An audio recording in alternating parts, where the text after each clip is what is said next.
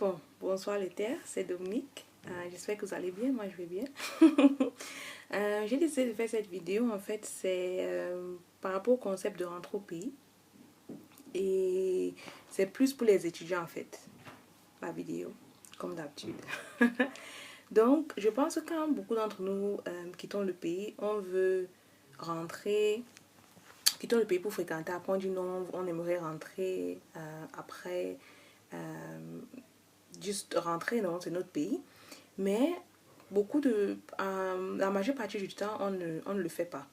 Parce qu'on se dit non, tu t'habitues au train de vie d'où tu es déjà marié, tu as les enfants, tu dis non, rentrer encore avec les enfants et tout.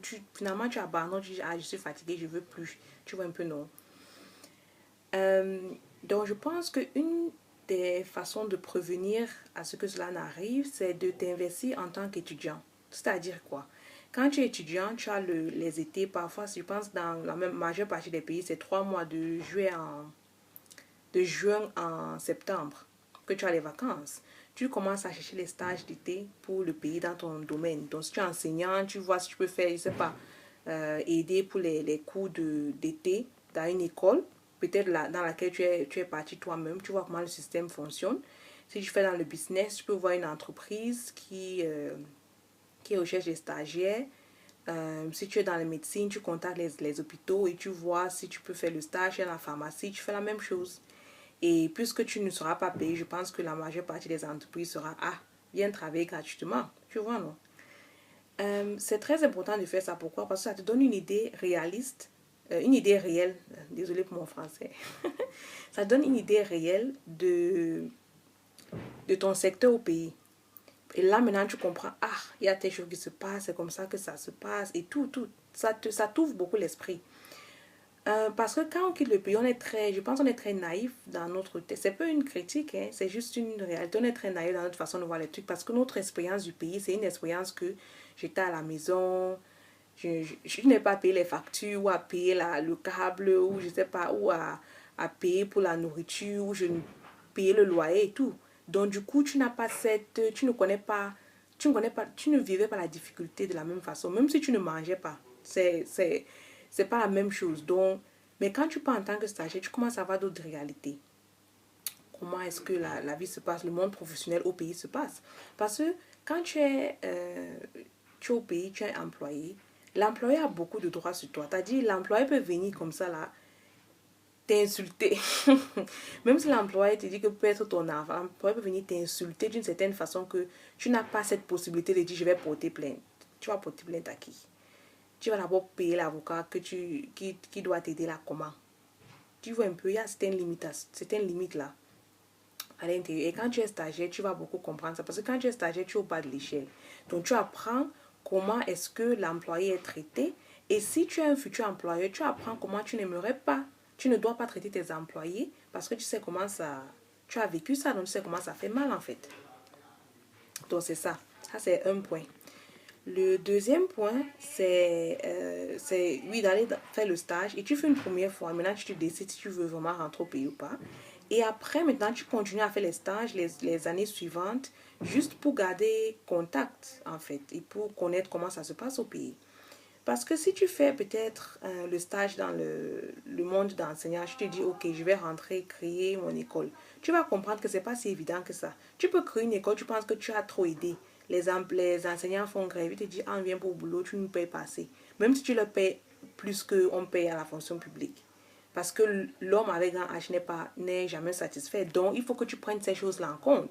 Savoir que partout où tu iras, ce sera difficile. Donc, c'est à toi de choisir la difficulté que tu supportes le plus. Donc, c'est ça en fait. Et quand tu fais ça, quand tu commences à travailler, ton premier boulot, tu mets l'argent de côté et tu achètes le terrain. Acheter le terrain au pays est très important. Je te dis. Tu fais 4 ans au pays, le prix du terrain double. Ça triple, ça quadruple. Oh, c'est comme si ça double chaque année. Et parce que le pays avance, ça avance. Tu parles dans les quartiers où avant on ne connaissait même pas, on disait que hey, c'est quel quartier, c'est là, c'est notre pays. Tu parles de quoi? Tu arrives maintenant, il y a la clinique, il y a la pharmacie, il y a les motos, il y a ceci. Tu vas te dire, ah, ça évolue. Donc c'est pour dire que le pays va évoluer. Ça, c'est quelque chose qui est garanti. Ça va évoluer. Mais maintenant, c'est de savoir, il faut investir. Quand les choses sont encore affordables, je peux dire, il faut investir. Achète le terrain. Le terrain est important. Et ce n'est pas juste acheter un terrain. Tu économises, tu achètes le terrain, tu achètes les terrains, tu achètes. Si tu aimes la famille hors du Cameroun, je ne sais pas, Gabon, Nigeria, à qui tu fais confiance, tu achètes aussi le terrain là-bas. Pourquoi?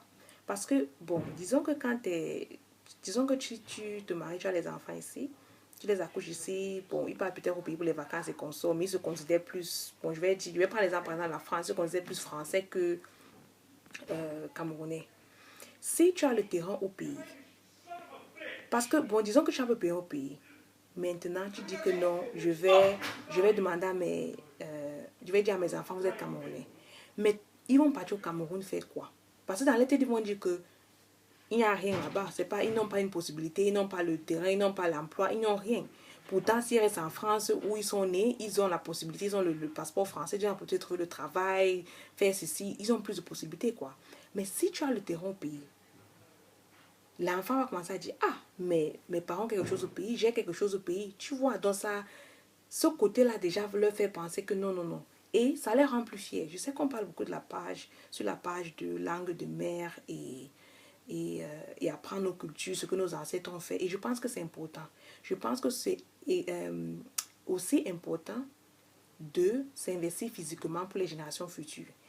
C'est quelque chose de dire que non, ton ancêtre a combattu contre l'esclavage. C'est aussi quelque chose d'autre de dire tu as des fonds au pays, tu as des trucs physiques que tu peux rentrer dans ton pays. Donc tu peux être fier de rentrer dans ton pays parce que tu as quelque chose. Tu vois.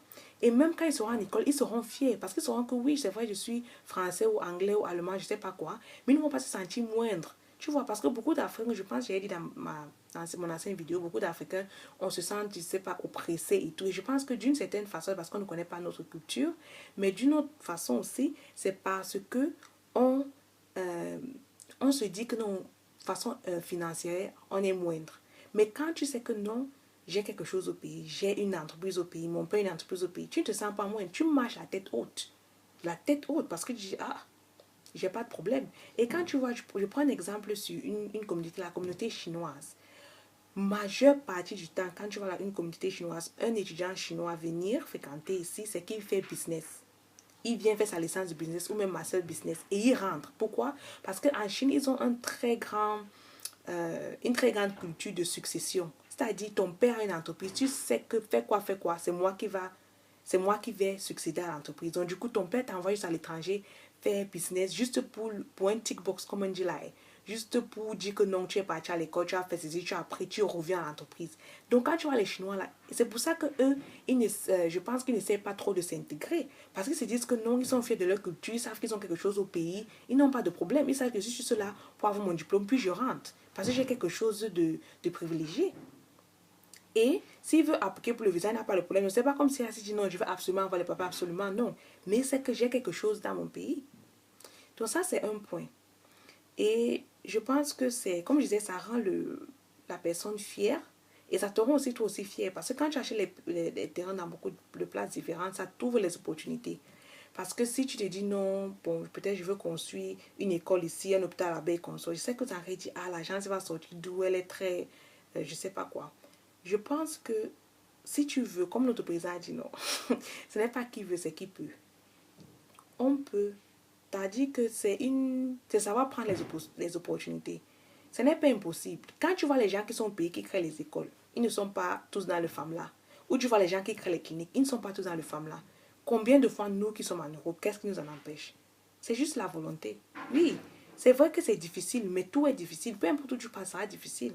Mais, bon, je prends l'exemple que tu as créé une école. Si tu as peut-être différents enfants, tu peux commencer à prendre un enfant, on appelle ça en anglais grooming. Tu prends l'enfant dès le bas âge, tu groomes, tu dis que non, écoute, tu supportes l'enfant, quoi. Tu vois, non? Si l'enfant maintenant dit, ah, je veux faire enseignant et tout, tu dis, ok. Tu commences à amener l'enfant dans ton business de ton école qui est au pays. Donc, du coup, l'enfant se sent franchement camerounais, franchement que non, j'ai quelque chose là. Les sociétés de famille, quand tu vois beaucoup de sociétés qui ont commencé, ça a commencé par la famille. Beaucoup de sociétés, de compagnies américaines, que ce soit, je ne sais pas, nourriture, je ne sais pas quoi, ça a commencé par la famille. Ça commence par la famille et après, on te dit que l'arrière-arrière-grand-père est venu, il n'avait pas, il avait peut-être $1, il a monté telle société. Après, l'enfant est venu, après ça a continué. D'un certain niveau.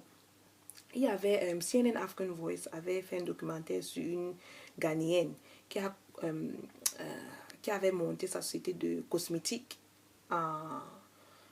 au Ghana. Elle a envoyé ses enfants, tous ses enfants sont partis, sont venus en Angleterre pour fréquenter.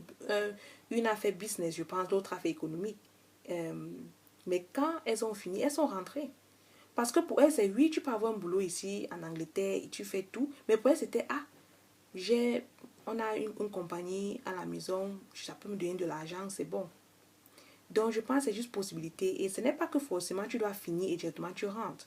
Mais tu peux finir et tu travailles ici et tu construis quelque chose au pays. Parce que, tu sais, si tu restes dans le système comme c'est couramment, le système des pays développés, c'est un bon système. Le seul truc, c'est que quand tu pars en retraite, tu pars vraiment en retraite. C'est-à-dire, tu ne travailles plus, tu n'as plus rien à faire, tu restes que là. Comme on dit, que là. C'est juste que tes enfants viennent, ils te donnent tes grands-enfants parfois et tu fais les trucs. Tu n'as plus rien à faire. Mais quand tu rentres au pays, toi, tu as vu une grand-mère qui est en retraite. Hey, elle va te dire que non, je suis dans tel tontine qui n'est pas encore fini. Elle est occupée. Occupée. Donc, quelqu'un, tu peux me voir une arrière-grand-mère qui est toujours là en train de faire de cultiver son champ et tout. Pourquoi? Parce qu'on a ce comportement de toujours vouloir plus. Il ne faut pas laisser cet esprit s'endormir. Il faut toujours vouloir plus dans la vie. Pas d'une façon insatisfaite, mais toujours vouloir donner plus à la génération qui vient. Tu dis non, tant que j'ai encore l'oxygène, tant que j'ai encore la force, je vais continuer à travailler. N'est-ce pas? Parce que si tu investis comme ça au pays, quand ça m'est arrivé que tu dis que non, tu veux repartir seulement pour ta retraite, parce que tu as gardé les liens comme ça avec le pays, tu peux me dire que tu redescends travailler au pays et la pension que tu as travaillé à l'extérieur, on continue à te payer ça parce que tu as fait ton boulot, tu as travaillé et on continue à te payer ça et tu gères tes entreprises au pays. C'est très important de ne jamais juste rester là et dire non, c'est bon, j'ai peut-être mes papiers ici, j'ai ma maison, j'ai mon mari, j'ai ma voiture, j'ai mes enfants, c'est fini. Non. Il faut toujours vouloir plus. Parce qu'au bout du compte, comme je dis, si un enfant a le choix entre rentrer dans le pays de ses parents, où il se dit non, je serai plus accepté, on a une compagnie là-bas, machin, ou rester dans un monde où il pense que le monde est plus austère, ils vont plus tendance à rentrer. Et ce n'est pas seulement rentrer et rester au pays. Non, tu peux toujours rentrer au pays et qu'il y ait une conférence, je ne sais pas, conférence, si tu es dans le système médical, on dit conférence une nouvelle technique je sais pas, pour enlever l'appendix, par exemple. Tu te dis, ah, ok, je vais à la conférence là. Tu essaies toujours d'améliorer. Il faut toujours avoir cet esprit de vouloir plus, d'aller plus loin. Ne pas s'arrêter comme ça et dire, ok, c'est bon, j'ai atteint tout ce que... Non. Si tu arrives à un moment de ta vie où tu te dis, j'ai atteint tout ce que je voulais atteindre, c'est que tu dois changer tes objectifs. Tu dois toujours en avoir un. Dès que tu atteins un objectif, tu montres un autre. Dès que tu atteins ça, tu montres un autre. Ce sont tes enfants qui seront fiers et c'est toi aussi qui seras fier. Parce que même quand parfois tu appliques le visa pour venir partir, on te traite mal les consoles. Quand tu sais que, j'ai ma chose au pays, j'ai ceci au pays, tu es relax.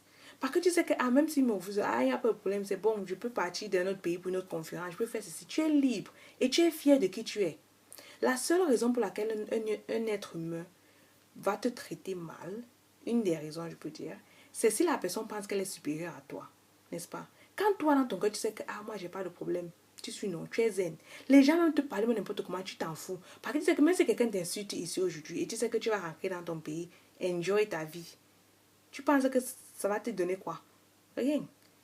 Ça va rien te dire. Parce que tu dis que tu peux m'insulter comme je veux. J'ai ma chose au pays. Tu vois un peu, non. Il faut toujours avoir un plan B. Ton plan A peut être que je reste ici, j'ai mon argent et tout. Et dès que la retraite tombe, je rentre au pays parce que tu as maintenu, comme je dis, ces connexions-là au pays. Et c'est une bonne idée de commencer en étant étudiant. Ça dit, tu commences avec les stages. Et après, comme je dis, quand tu finis, tu achètes le terrain. Tu as fini d'acheter un terrain, tu achètes un autre terrain. Tu achètes un terrain, tu achètes. Et il y a l'argent, il faut juste... On est capable de le faire. Donc, c'était juste ma contribution. Et bonne soirée.